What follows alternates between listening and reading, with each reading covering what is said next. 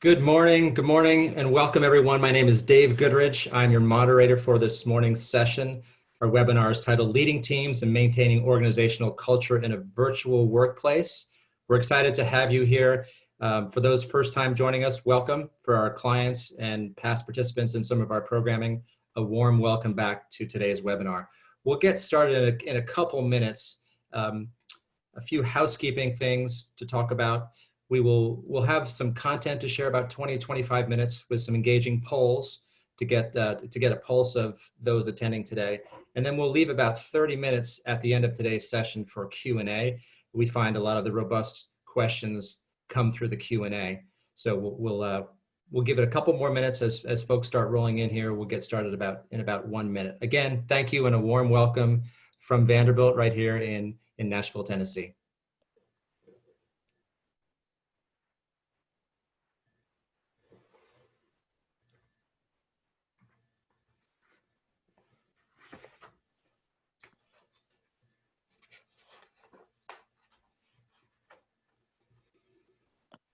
Okay, it's a minute after the hour. I will again do an official warm welcome.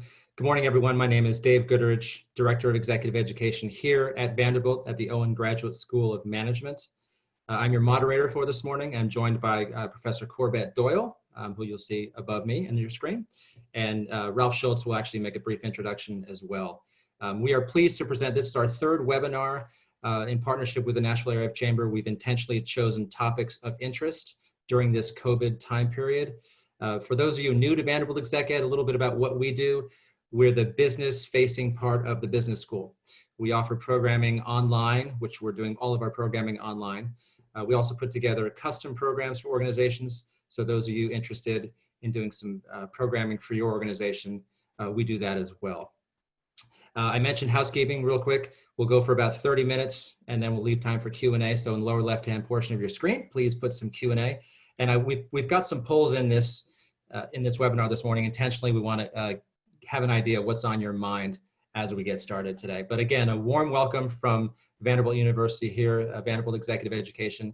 And what I'd like to do now is turn it over to Ralph Schultz. Ralph is a president CEO of the Nashville Area Chamber of Commerce. We work closely in partnership with supporting Middle Tennessee organizations, both private, public, and nonprofit. And this is our third webinar in this series. So Ralph, again, we enjoy your partnership. Well, Dave, thank you. We enjoy and value from the partnership. We are very appreciative of Vanderbilt's executive education program making itself available to our membership and to many businesses, because you guys are helping us to adjust to the circumstances and show the resilience that this Middle Tennessee economy really has. We are very pleased to be with you for this next installment today. I'm really looking forward to it. I think as a CEO, one of my most important jobs is maintaining culture in an organization, and there's no question that we've seen challenges that come from this virtual workplace and maintaining that culture. You know, we created this series to help the business community plan for reopening and restoration. And now it really is about restoring the economy. We recently released an update to our economic impact model. And what we see there is that the Middle Tennessee economy can recover by Q3 and Q4 of 2021 if we continue to maintain good practices in our businesses around safety. So social distancing, good hygiene practices, and wearing masks are all going to help us get back up to full speed by the end of 2021 if we all maintain that practice. We know that as we're looking at how to navigate this new normal, being proactive during uncertainty is going to be key to this economic rebound for the community and for the business. Today's topic about working in a virtual workplace is very applicable to where many of us have been in our last few months.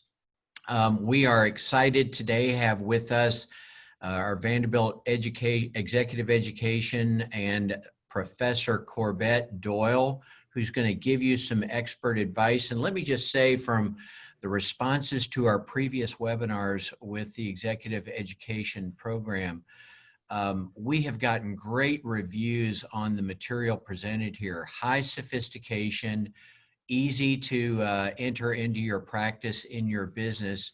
And Dave, particularly the way that you guys manage this conversation, these conversations really zero in on what people need to know. So thanks again to you and to the professor and professors who've been a part of these great programming for our members. Great. Thank you, Ralph. I appreciate those kind words. Let's get started. I have the pleasure of introducing Professor Corbette Doyle, and her pooch just walked into the room. Hey, Sam. Corbette is a senior lecturer in organizational leadership. Her title in the Department of Leadership, Policy, and Organizations at Vanderbilt Peabody College. She spent 15 years at Aon, with her most recent role being Chief Diversity Officer. What we like most about Corbette is she has the academic rigor and then the real world experience to bring to bear to our clientele. So without further ado, Corbette, I'm looking forward to this. Let's get started. All right, thank you so much, Dave. So these are the topics I want to talk about today before we open up for the robust discussion that Dave and Ralph both referenced. And I'm going to spend most of my time on that third bullet point, kind of effective team leadership in a hybrid workplace. And Ralph talked about the challenges in this, pandemic remote era, but I also want to talk about the opportunities from a culture standpoint. So it isn't all tough news. Terrific. On your screen, we're going to do a little back and forth here. I'll moderate your polls. We've got one to kick off. Does or did remote work help or hurt our culture? So I'm going to launch polling right now. You have 5 choices from it got much worse or weaker, all the way up to it got much stronger. So take a quick moment here and populate your answers. Once we have a robust quorum, I will end polling and share the results.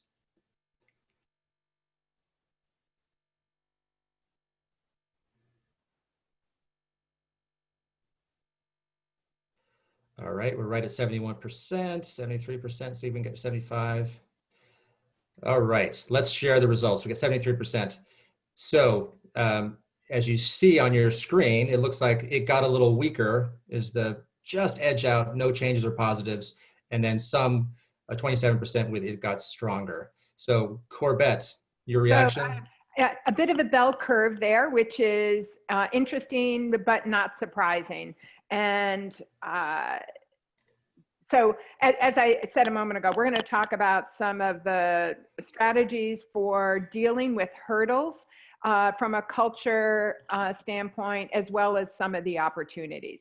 And I'm guessing that the 19 respondents who said their culture got stronger have some firsthand insight about this, and I hope that they will share it when we get to the discussion. So,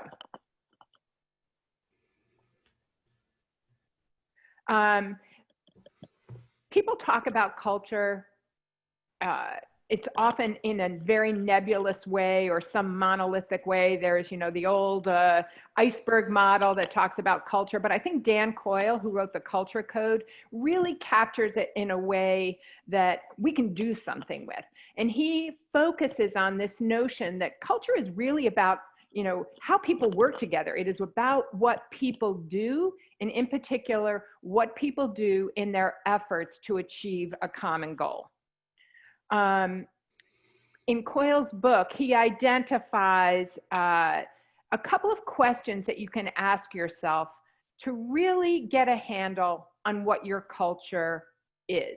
And I would suggest asking these questions both, okay, how would I have answered this question in February, and how would I answer these questions now? The one that's most important, and this is by no way limited to Coyle, most researchers in culture say the most important thing is in terms of both establishing a culture and strengthening or weakening a culture are what behaviors get rewarded, what people do we reward, what who gets promoted, who gets a bonus, who gets a raise, who do we listen to, who do we recognize, and the reverse, who gets punished and what behaviors are not getting punished. really focusing in on that category is the most important way that you can both understand the reality of your culture rather than the hype and how you can impact it. Second, it's really storytelling. What are the stories that we tell about something that happens in our organization or on our team that is unique to us? And the most well-known story about this is Nordstrom. I'm guessing many of you heard it. It's an old story, but Nordstrom is known for having one of the strongest focus of any organization on its customers.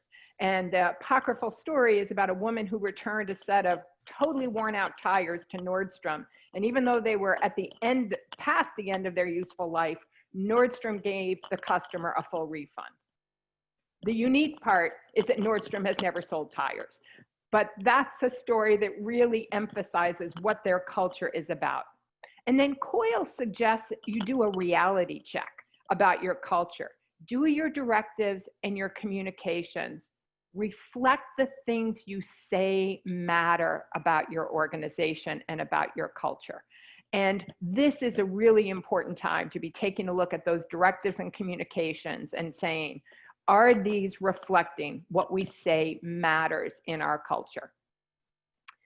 So 3 ways that you really have an opportunity to strengthen your culture or to build a positive culture. Number 1, and it's one of the most important, it's group psychological safety. Coyle talks about it, but the person, if you're interested in this, who's really probably the most well-known researcher is a Harvard professor, Amy Edmondson. She's got a book, The Fearless Organization, that really helps you understand psychological safety. And so the key way to think about psychological safety is, do I feel that if I raise a controversial idea or criticize something that is going on, that I'll be given the benefit of the doubt? Am I going to be comfortable speaking up? That is so important, because when people are willing to speak up, high levels of trust, and you have an organization that is really able to learn, to make effective decisions, to be creative and innovative. And if we've ever needed to be innovative, it's right now. Second is the notion of shared vulnerability. And I used to think that, hey, I'm on a team. I'm not going to make myself vulnerable unless I trust everybody on that team, and in particular, unless I trust that leader. The research suggests it's the reverse, that you have to have vulnerability first. And when you have vulnerability on a team, then you get high levels of trust. And in particular, it is the team leader who needs to make him or herself vulnerable. And so things like admitting that you made a mistake, or in particular, asking for help. And this is a prime opportunity for leaders who may have been reluctant to admit vulnerability in the past, to acknowledge that, hey, I don't know how to do this. I don't know how we're going to go back safely. I don't know who to bring back. We need to work on this together. Great way to build trust through that vulnerability. And the third is having a strong purpose, a shared sense of goals and values. Coyle talks about the fact that one of the best ways to build that shared purpose is during a crisis. And he talks about the fact that you don't want to fabricate a crisis in order to build shared purpose. Well, we don't have to fabricate the crisis right now. We have one. So again, this crisis, as difficult as it is, creates a tremendous opportunity to really build those shared goals and shared sense of values. Thanks, Corbette. Quick question: if Sam the Pooch, I think he's juggling the microphone a little bit. I think that's your mic that may be going, but just FYI. Okay. Quick transition. So poll number 2, a question for you: do you expect permanent work changes? And there's a couple options here, all the way from no, we will return quickly to pre-COVID workplace, all the way up to yes, we expect the majority to work remotely at least a few days a week. So it's been posted. Take a minute or two to make your selection. And I think we've got that audio fixed, Corbette. I think it was just down low where it was. hitting the table perhaps. Okay, about 10 or 15 more seconds. While we're waiting, if you have any questions you want to pop in Q&A, please feel free, or chat, whatever you're more comfortable with. We'll get to them at the end of the session. All right, we're at the same place we were before in terms of numbers of folks. It looks like it's another bell curve.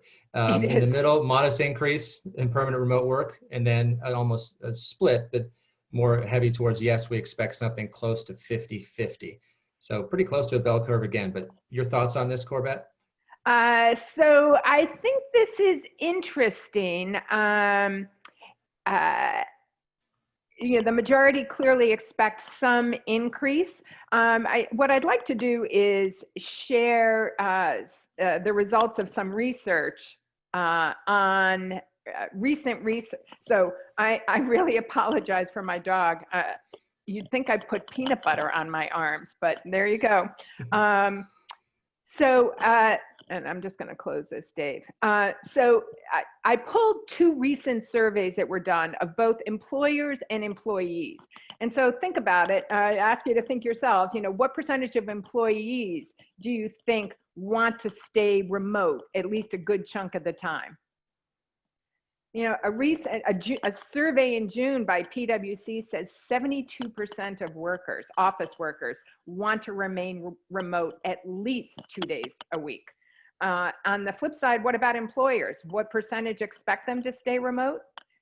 According to Gartner, 74% of employers expect an increase in remote workers. That's a little higher than our survey. So we only had, only 16% don't expect an increase, and we had a smaller percentage. So bottom line, we are going to see long-term, not necessarily permanent, but long-term, meaning at least the end of next year, a significant increase in remote work.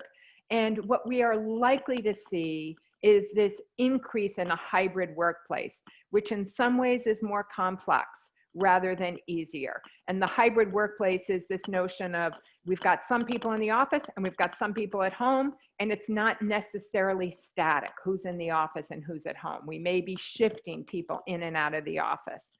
So if we're going to have a big increase in people who work at home right now, we're all looking at massive numbers working from home. Do we really need the office? And one of the reasons so many employers, 74% expect a big increase, is because many employers are seeing the benefits now of having employees work from home, in particular cost reduction. And so as companies grapple with an economic reality that is not very attractive, every way to cut costs has become far more attractive than in the past. We're going to see big reductions in commercial office space and big reductions in salespeople traveling to meet clients. So when you take a look at whether or not we really need that in-person workplace, a survey this year of remote workers, what do they like most about working from home? No surprise. The vast majority ranked flexibility as number one. Behind that was the commute. Those of us in Nashville, that's no surprise. So commutes become awful. But I think it's really important, and what I want to focus on for the rest of our time is really the things that have not gone well, the things employees are struggling with. And these are the top three, and they happen to add up to 58%, which is the same as flexibility. Collaboration and communication and loneliness, all tied, very, very important. And close behind that is the difficulty employees are having unplugging from work because there's no longer a clear boundary. So the three things I want to talk about are listed here, and I'm going to spend a little longer time on the last one: communication, collaboration, and connection. So in terms of balancing empathy and productivity, this is something that organizations, and those of you who are large enough to have a human resources team, your human resource teams need to help team leaders learn how to manage their expectations about what employees should be doing and how they should be doing it, and to encourage team leaders to exhibit meaningful empathy, to really ask employees, how are you doing? To do check-ins with them. And second, and this is closely related from an empathy standpoint, it's the importance of listening to your employees. And this is not a once a year survey or a once in a blue moon survey of your employees. It's really important to listen frequently. And one simple way to do that, particularly with a remote workforce or partially remote workforce, is to use technology to do what are called pulse surveys, just short questionnaires that you push out quickly. If you have a large workforce, you should probably consider just sampling different groups of employees rather than surveying everybody all the time. I pulled these questions, and I'm going to give a couple of examples from the Great Places to Work website. I've included the link, and at the end, I'm going to make all these links easy for you to find, and Dave will put one link that has everything in the chat box at the end. The Great Places to Work website lists these categories, and it lists lots of different questions that you could ask in each category. I'm including a few samples. So social support and connections. An example would be, to what extent can you count on your team to cooperate? This is a key example of trust. Do you trust that the other people on your team are going to work with you and cooperate? Second, checking in on resources and support. Most of us are probably checking on office support, but also do some checking on personal support. For example, do you have what you need to take care of your family? Third, confidence and clarity. This gets at that psychological safety. To what extent do you feel safe speaking up?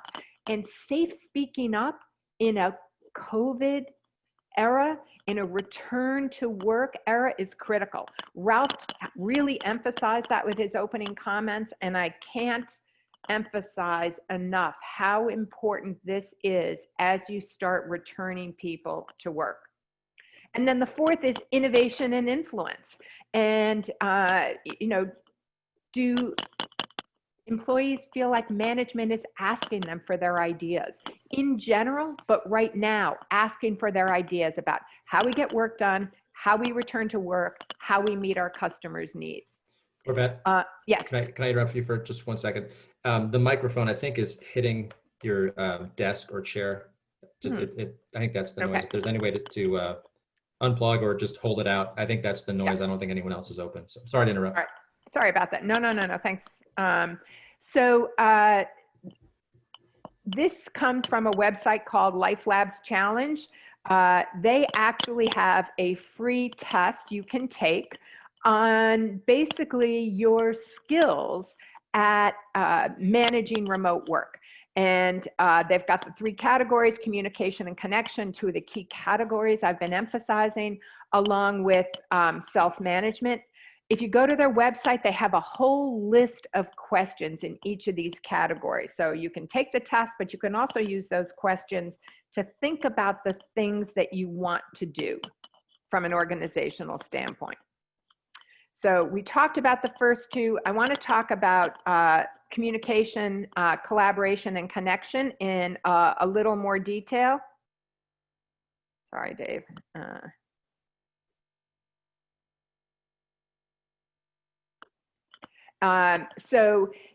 Communication, one of the key things about communication is the need to use multiple modalities for communicating to your workforce. This is not about one and done. No single method is going to reach everyone. We used to be able to just have a team meeting and tell everybody what they need to know. Now you have to think about the fact that people are in all different locations, and what's necessary may be different for different people. So think about, if you have an intranet, use your intranet. Think about newsletters. So you might have a newsletter that goes out to your team members, to your colleagues, to your employees.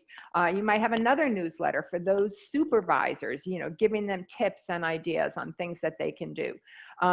You might have different methods of allowing employees to hear from the leaders of the organization. I talked to a number of companies about these strategies.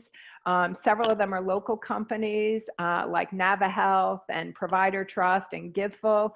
And so, you know, some of the things that local organizations are doing are Monday morning voicemails from the CEO or the leader of the organization, town halls with an Ask Me Anything approach, where employees are able to ask any questions that they have of the leader. At Vanderbilt, we have a lot of leader emails going out, giving us an update on what is happening and what needs to change. Collaboration is also important, and it has really changed a lot post-COVID. And so we need tools that enable collaboration that we haven't needed before. Many organizations are using Teams, a Microsoft product, particularly since Microsoft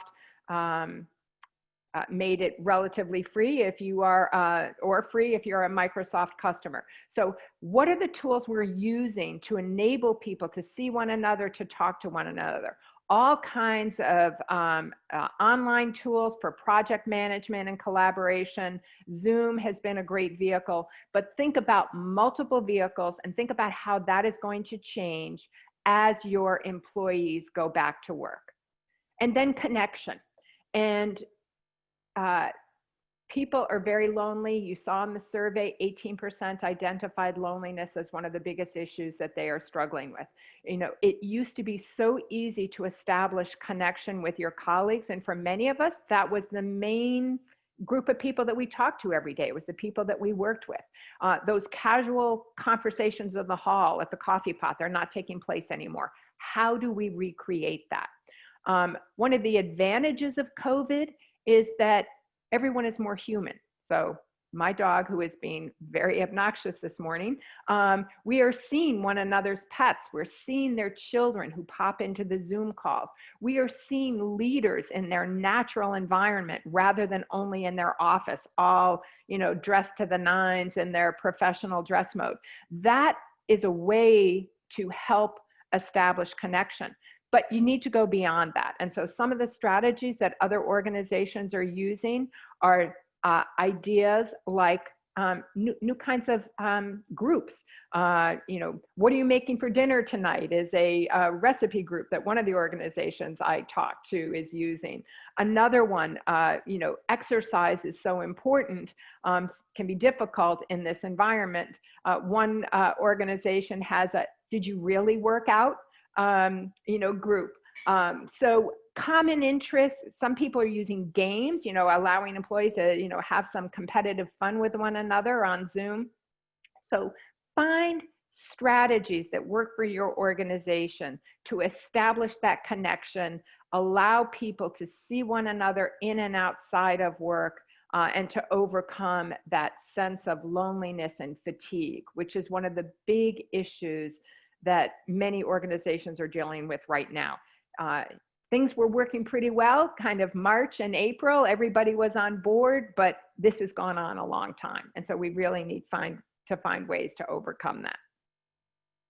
So a couple of caveats. One of the opportunities that remote work has created is we have far more data about the work that our employees are doing. We have, you know, they're on their phones, they're on their computers. Most of the work has become digital, even when it wasn't digital before. All that digital work creates a ton of data. So that is an opportunity. The caveat is beware of over monitoring what your employees are doing. I subscribe to all kinds of technology and people management sources. I have been amazed or overwhelmed by the number of companies that I am receiving emails from because they have these great monitoring tools. So you as an organization can be big brother and monitor eyeballs. You know, how much time are my employees spending looking at the screen? How much time are they spending, you know, typing stuff in their computer? You really want to make sure that your culture is driving any monitoring decisions that you make. Be consistent, you know, in particular, I urge you to be transparent with your employees. Make sure they know why you were doing any monitoring and how you were doing it. And then, the third caveat is social distancing as you bring people back to the workplace. 79% of employers said in a survey that they view that need to maintain social distancing as the number one barrier to achieving normal operations as they bring people back. People are going to be 6 feet apart. People are going to be wearing masks. That is not going to be back to work as normal. So just keep that in mind as you're making decisions about when to bring people back. Okay, our third poll, we're ready for our third poll, I believe. Here's 5 questions, or 1 question in front of you with 5. And here's the official question about to launch. So now we're at the tail end of our presentation. The question is, to what extent are your leaders ready to manage hybrid teams? Again, from not at all ready, all the way up to I am in awe of the job our team leaders are doing. And while you're answering that, Corbette, I think it was your necklace, so I think we got that fixed towards the end. We couldn't hear it, so thank you for making that modification. I apologize to everybody. I didn't hear what you heard, and yeah, that's okay. Yeah, we're fixed. Okay, coming up on the end of this poll here. And we'll get, while we're waiting for those who've already answered, we've got a couple questions in Q&A. If you'd like to ask a couple more, we should have plenty of time to get to those in Q&A or chat, whatever your preference is. Okay, terrific. We have another similar bell curve, Corbette. We have something decent shape is the middle of the road, 35%, doing a good job, 30%, then followed by we've got a lot of work to do to help them. So well, I'll tell you what I am most excited about with these results. Even though it's a bell curve again, this one is really shifting toward the right. There are a lot of really positive responses and a relatively small number of organizations that are really struggling with this. So I think this is really positive, and I think again, the focus needs to be okay. Employees are hitting a low point. How do we maintain that excitement and that positive work that everyone is doing? And I urge everyone, focus on communication, collaboration strategies, and connection. And just in closing, that was one of the takeaways from the PwC survey last month. That need for connections will really shape what our workplace looks like, regardless of where people are.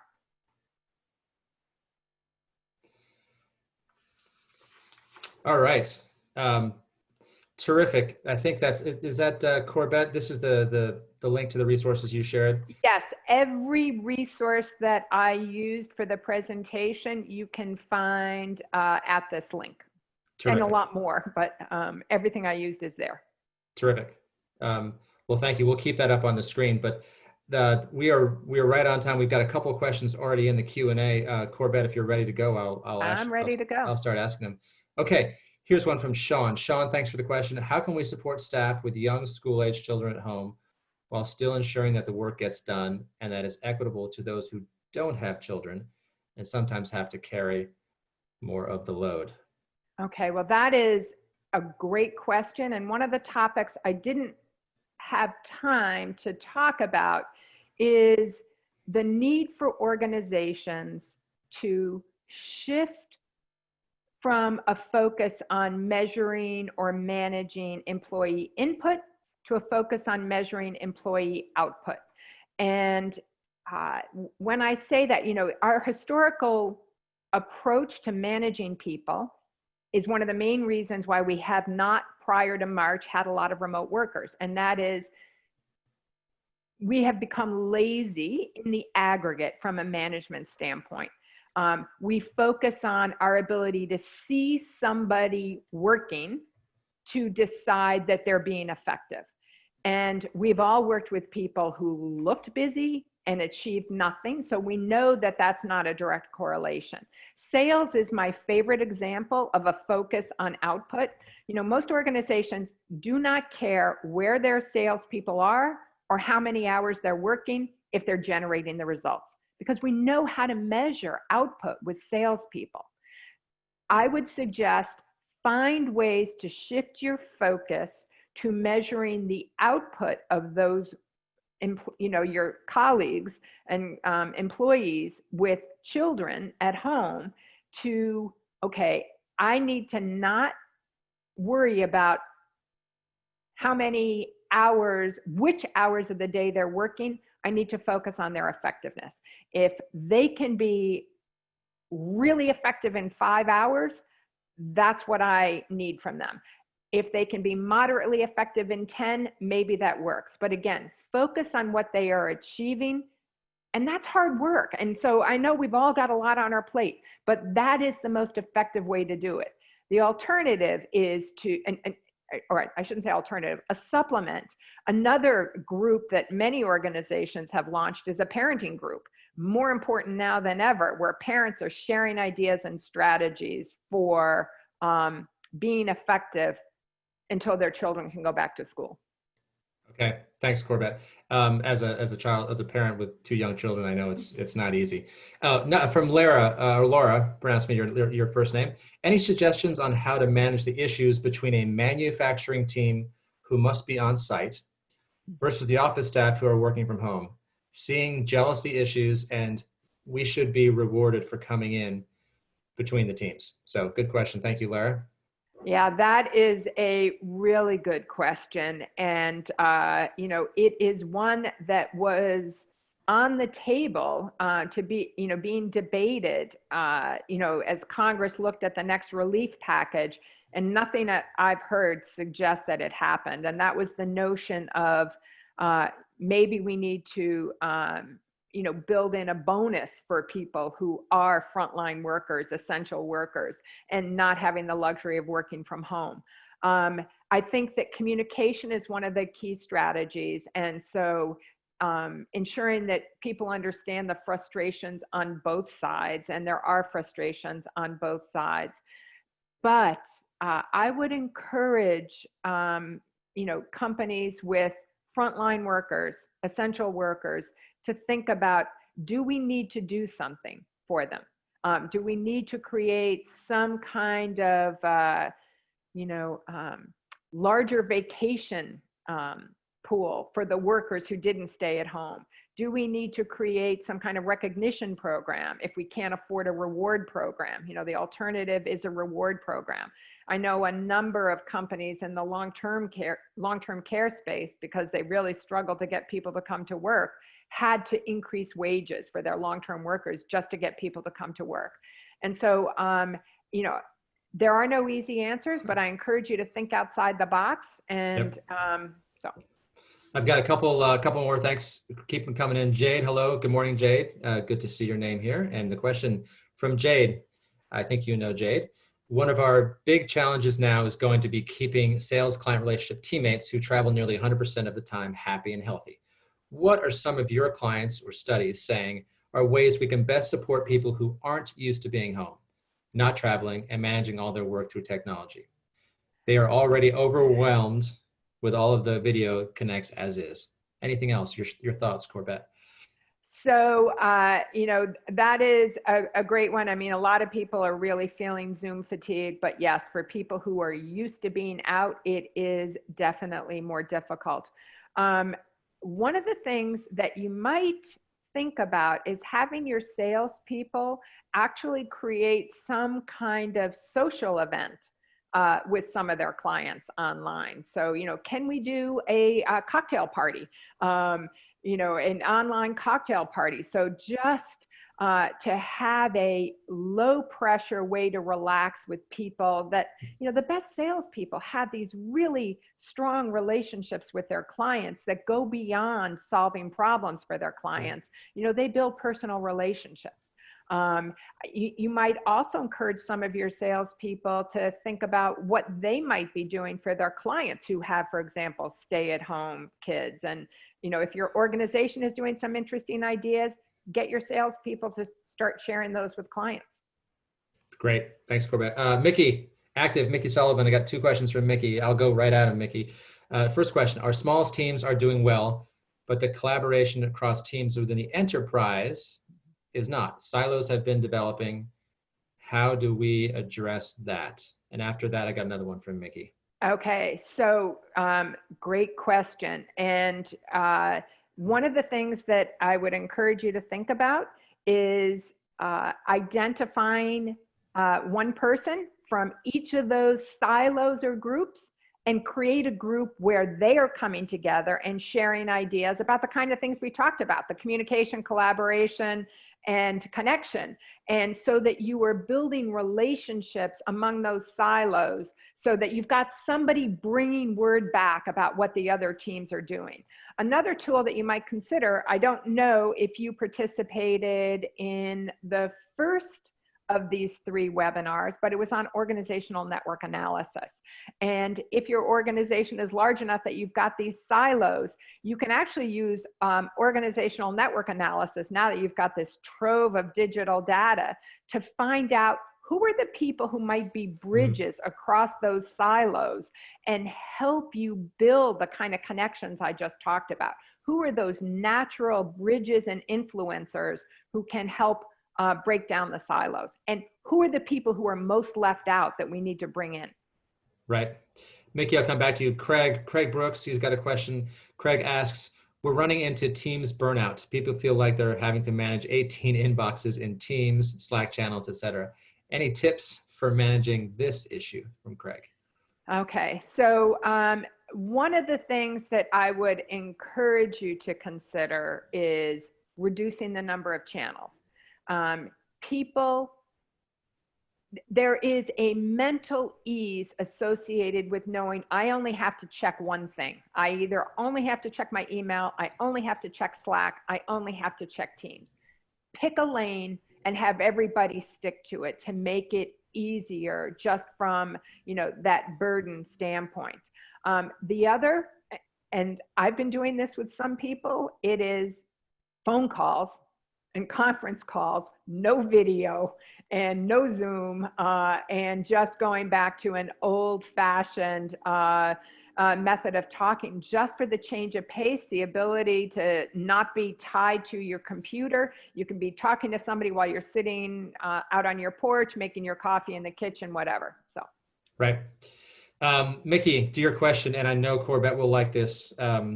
We're actually in the process of developing another webinar on this topic with a different professor, but Mickey asks, the biggest factor affecting culture presently is the discussion about equity, diversity, and inclusion, stimulated by recent events. How do we tackle that in a hybrid environment?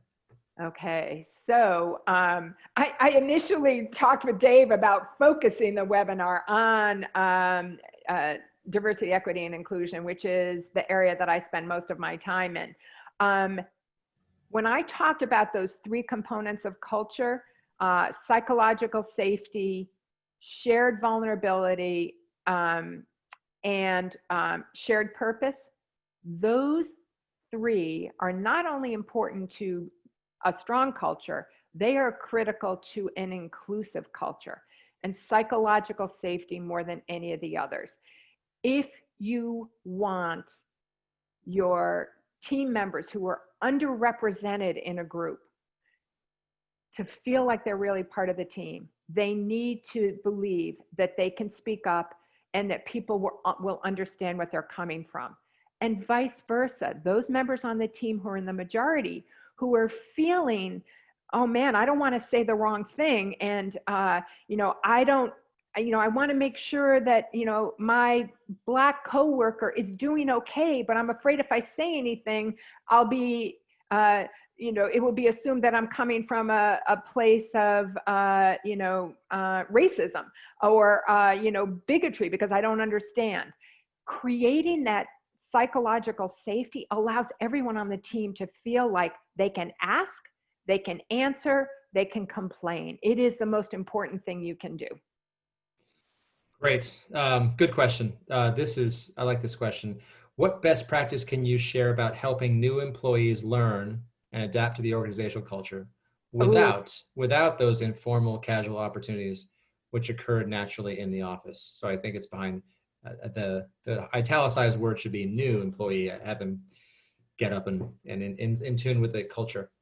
All right. So first of all, thank you for asking the question, because you just reminded me that was one of the points that I had wanted to talk about and forgot. And so a couple of the companies that I talked to have adopted some really interesting strategies to onboard new employees. And so the new had quotes, so I'm not quite sure if you mean new just because they've come on board since March or for another reason. But a couple of the strategies that companies are using are, one, sending out like an announcement, with a photo of the person and maybe a bio, link to their LinkedIn page if they have it, Facebook page, whatever it might be, but to establish that connection. Another organization is setting up Zoom meetings for the new employee with leaders and with different people in the organization, so that they can have a conversation with them that might have occurred naturally, might never have occurred, but here's a chance to do it, just to make them feel like they're part of the organization. And then a strategy that some companies have used for a long time, it's just particularly valuable now, but it's having a peer mentor to help onboard that employee, make sure they understand, the implicit culture, not just the explicit culture, make sure they're getting connected to the way things get done around here. I've got a question, Corbette. This is because I know your background's in data analytics as well, and there's a crossover here between data that's coming out of those ideas of getting questions to measure the culture. When would be so you do these pulse surveys to gauge, how things are going on, maintaining that connection with your employees. How regularly should you do those employees, and at what point do you sort of expect a time to measure culture before COVID and then culture sort of after? Are we keeping up or are we below? Does that make sense? Well, the before and after, if you weren't asking the questions before, you can't go back and ask those questions. So, you have, some organizations have a good handle on what's going on, others don't. And so all you can do is measure change going forward if you weren't measuring it before. In terms of the frequency of those surveys, you don't want to burden employees. And that's why I said, if you have a large workforce, you have the ability to just kind of random sample subgroups of the employees to try to get a handle on what's happening. If you have a small workforce, I think you need to be sensitive to your own workforce. You don't want to be asking them every week. You probably don't want to ask them every month, but you need repetition of listening. And you don't have to just use surveys, right? So you can talk to people. You can talk to people one-on-one. You can also talk to people in a group. And so I encourage conversation. There are different ways to listen. Surveys aren't the only way. And yes, I like data, but we have a ton of data going on. And again, that organizational network analysis, who's connected, who's disconnected, and how is that changing, are things that you can do to informally assess how people are doing. Okay. I've got a question that, as you mentioned smaller companies, Middle Tennessee, and we have a lot of people on the call outside of the state, but different size organizations. We've got small, let's say less than 50, medium size, and then large. Have there been any studies that to look at how we're maintaining organizational culture, or how organizations are reacting, or best practices probably is where I'm getting at, for each of those size organizations, where there can be advantages or disadvantages from some of the three tactics you mentioned to maintain culture? Well, kind of a class, one of the most well-known researchers on organizational culture is Edgar Schein, former MIT professor. He has written books focused on organizations, so they're not academic, they're not textbooks. One of the points that he makes, and I don't think this will be a surprise to anyone, the easiest organizational setting in which to establish a culture is a startup. Because in the startup, the founder is the one making all the decisions. You can hire people that reflect the culture that you want your organization to have.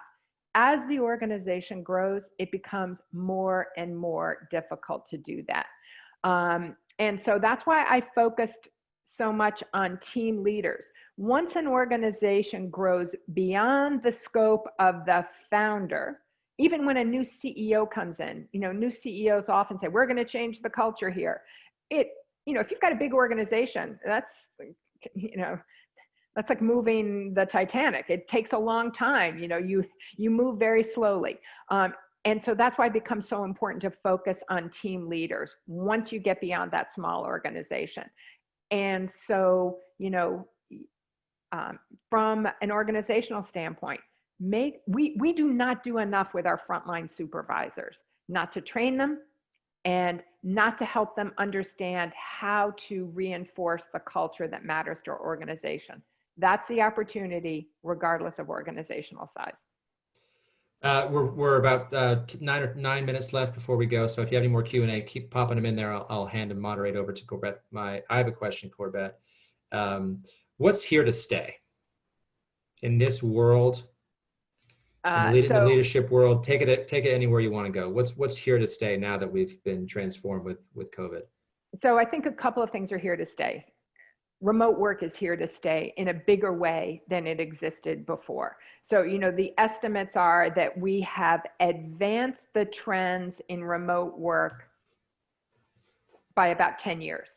Like, we would not be where we're going to be in the spring for another 10 years absent COVID. So that will change. Because that is permanently changed, it will change many things about the way we do work. And so, again, as I talked about, this morning, risk and opportunity associated with that.